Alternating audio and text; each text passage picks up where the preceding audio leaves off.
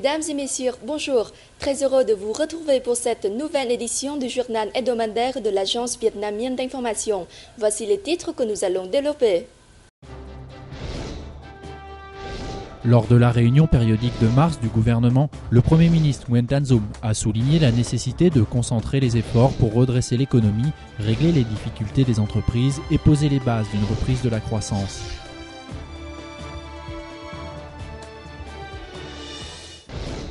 La consultation publique sur le projet de révision de la Constitution de 1992 est une activité politique particulièrement importante pour le peuple comme pour l'ensemble du système politique.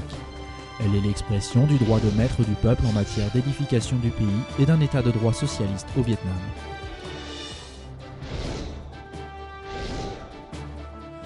En 2013, le gouvernement vietnamien a pris des mesures énergiques pour développer son économie face à de multiples difficultés, des efforts vivement applaudis par les organisations internationales au Vietnam.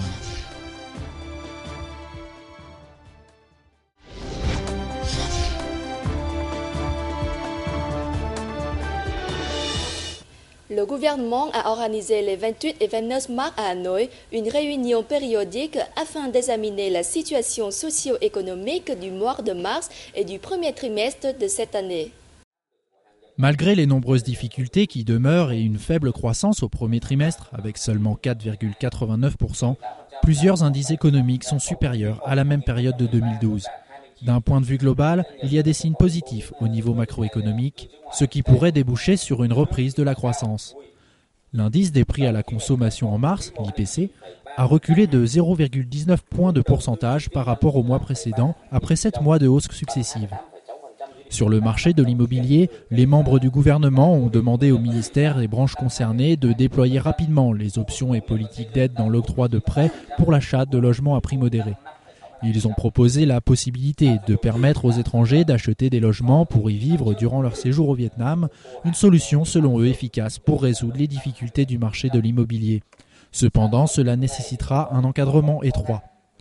Les membres du gouvernement ont également estimé que l'économie nationale fait face à des difficultés et défis, notamment les secteurs de l'agriculture, de la sylviculture, de la pêche et de l'aquaculture, de l'industrie et de la construction.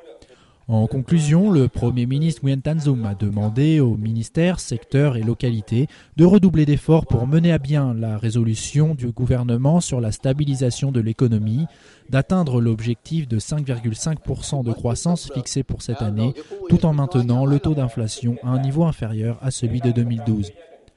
Le chef du gouvernement a également plaidé pour la poursuite du déploiement énergique de la restructuration des investissements, des entreprises, du marché financier, notamment des banques commerciales et des organismes financiers, pour un meilleur équilibre du budget, en renforçant la lutte contre le gaspillage et en évitant les dépenses inutiles. Ces 3 derniers mois, le Front de la Patrie du Vietnam et l'ensemble de ses antennes ont réuni plus de 8 millions d'opinions de citoyens résidant dans comme hors du pays. Une mobilisation qui témoigne de leur responsabilité et de leur intelligence sur le projet de la révision de la Constitution de 1992. Le président du comité central du Front de la Patrie du Vietnam, Huỳnh Đam, a remis le 1er avril au comité du projet de révision de la Constitution de 1992 une synthèse des opinions collectées sur ce projet. Il a souligné que depuis la réunification nationale de 1975 et 3 réformes constitutionnelles, on n'avait jamais vu une participation aussi massive de l'ensemble de la population à la consultation sur une révision constitutionnelle.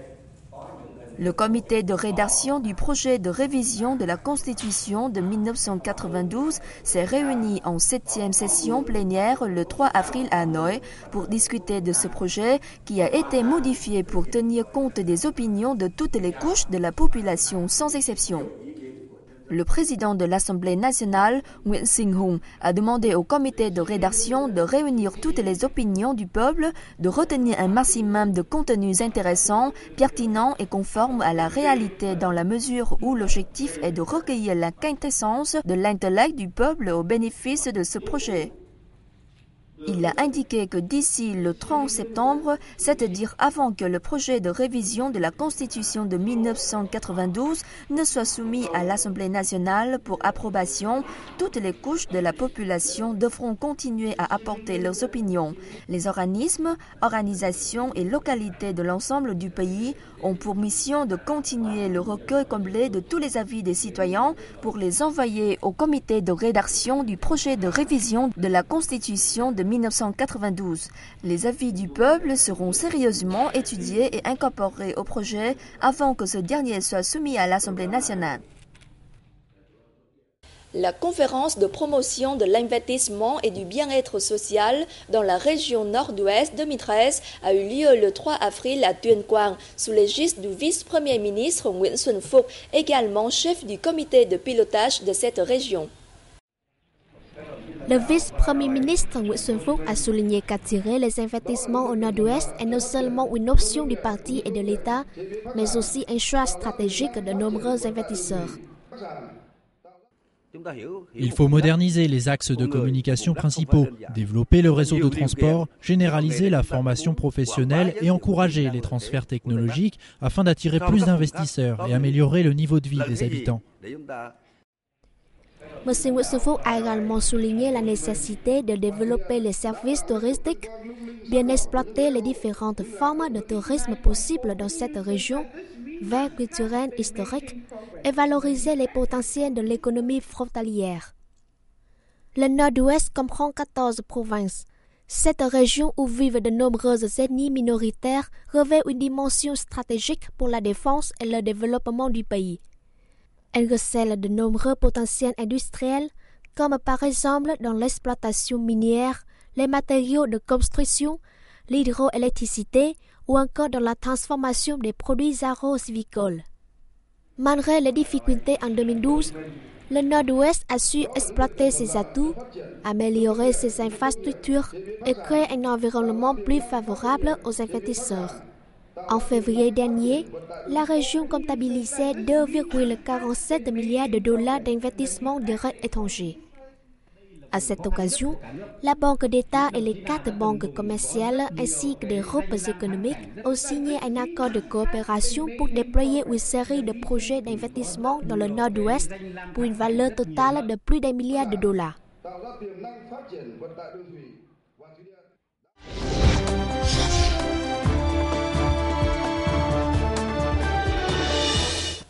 Une dizaine de milliers de dignitaires, bons et bonzesses, fidèles bouddhistes ainsi que touristes venus de la ville de Da Nang et des localités avoisinantes ont participé à la fête Quan Thế Âm 2013 qui a eu lieu du 28 au 30 mars dans la ville de Da Nang. La fête Quan Thế Âm est l'une des 15 plus grandes fêtes du pays. Elle est organisée chaque année du 17e au 19e jour du deuxième mois lunaire à la parode de Quan Thế Âm, site touristique de Ngũ Hành Sơn, ville de Da Nang, afin de célébrer la naissance de Quan Thế Âm ou Quan Yin Avalokiteshvara, un des principaux bodhisattvas du bouddhisme du rang véhicule. Outre des rites religieux, cette fête est animée par diverses activités festives, dont l'exposition de photos et tableaux sur le mont Ngũ Hành Sơn, une expo de calligraphie ainsi que des colloques et autres échanges culturels entre paroles du pays. Le point d'orgue de cette fête a été la présentation de la plus grande statue en jade de l'empereur Bouddha Chen Nhân-tông, taillée dans un bloc de 4,5 tonnes. Cet événement a été l'occasion pour les vénérables, bons et bonzesses ainsi que les fidèles bouddhistes de prier pour la paix et la prospérité de la nation, le bonheur et la santé du peuple. L'organisation Guinness World Record a officiellement reconnu 4 records du monde pour le télécabine Tháp Tóc Tiên Indochine, la 3e ligne de télécabine du mont Ba Na à proximité de Da Nang au centre.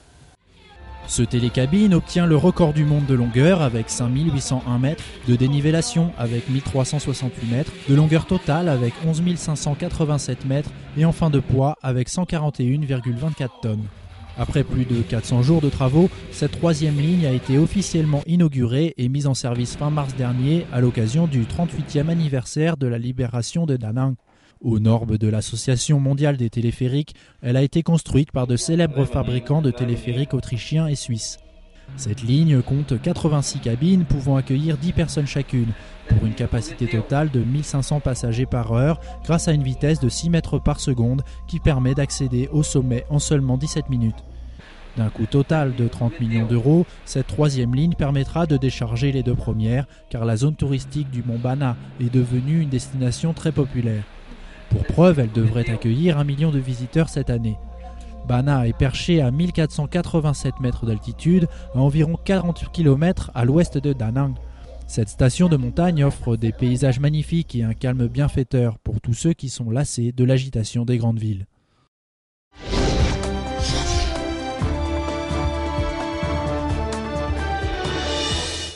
En 2013, l'économie vietnamienne continue de subir nombre de difficultés. Face à cette situation, le gouvernement vietnamien a défini des politiques et pris des mesures draconiennes pour assurer la stabilité du pays.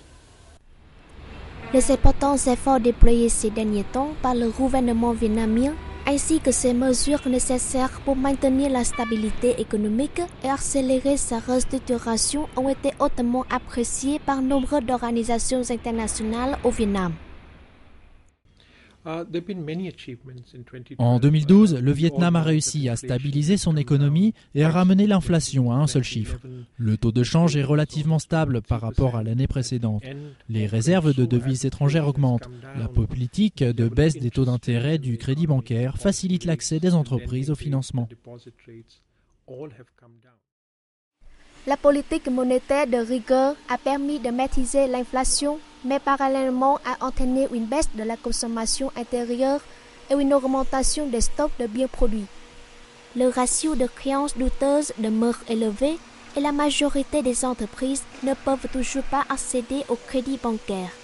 Les experts estiment que l'économie vietnamienne demeure soumise à des risques d'instabilité, de sorte que le gouvernement doit continuer de prendre des mesures nécessaires pour accélérer sa restructuration. La restructuration d'une économie est un processus long et complexe qui nécessite des mesures prudentes et générales. 2013 est l'année durant laquelle le Vietnam doit accélérer ce processus. En 2009, le Vietnam est entré dans la liste des pays de revenus intermédiaires avec un PIB per capita de 1 000 $ américains. Selon Victoria Kaka, directrice de la Banque mondiale au Vietnam, si ce dernier ne peut améliorer sa compétitivité économique ni sa productivité, il lui sera difficile de sortir du processus économique connu sous le nom de piège du revenu intermédiaire. Après une période de forte croissance, certains pays ne peuvent plus élever leur productivité, tandis que leur compétitivité en termes de coûts de main-d'œuvre et de production de valeur ajoutée recule de plus en plus. La croissance économique se retrouve en stagnation sur le long terme. En 2013, la reprise de l'économie mondiale reste encore molle et présente nombre de risques. Pour cette troisième année d'application du plan quinquennal de développement socio-économique pour la période 2010-2015, les experts considèrent que de nombreux objectifs ne seront pas atteints, mais croient toujours toutefois à une possibilité de reprise de l'économie vietnamienne. L'année dernière, le gouvernement a réussi à stabiliser l'économie vietnamienne et à freiner l'inflation. Je crois qu'il continuera d'appliquer des mesures générales de restructuration économique pour s'assurer d'un développement économique durable, plutôt que de prendre des mesures à court terme destinées à relancer l'économie nationale. J'espère en tout cas qu'il maintiendra cette orientation. Lors de la conférence du groupe consultatif des bailleurs de fonds internationaux au Vietnam de 2012, le gouvernement vietnamien a pris note des analyses des représentants de nombreuses organisations internationales présentes au Vietnam. Il a également témoigné de sa détermination à stabiliser l'économie vietnamienne, maîtriser l'inflation et accélérer la croissance économique. Avec le renouvellement des modes de production qu'implique la restructuration économique, le gouvernement se dotera de fondements solides pour le développement futur du pays. C'est la fin de ce journal. Merci de l'avoir suivi et excellente suite de programmes sur la chaîne VNews.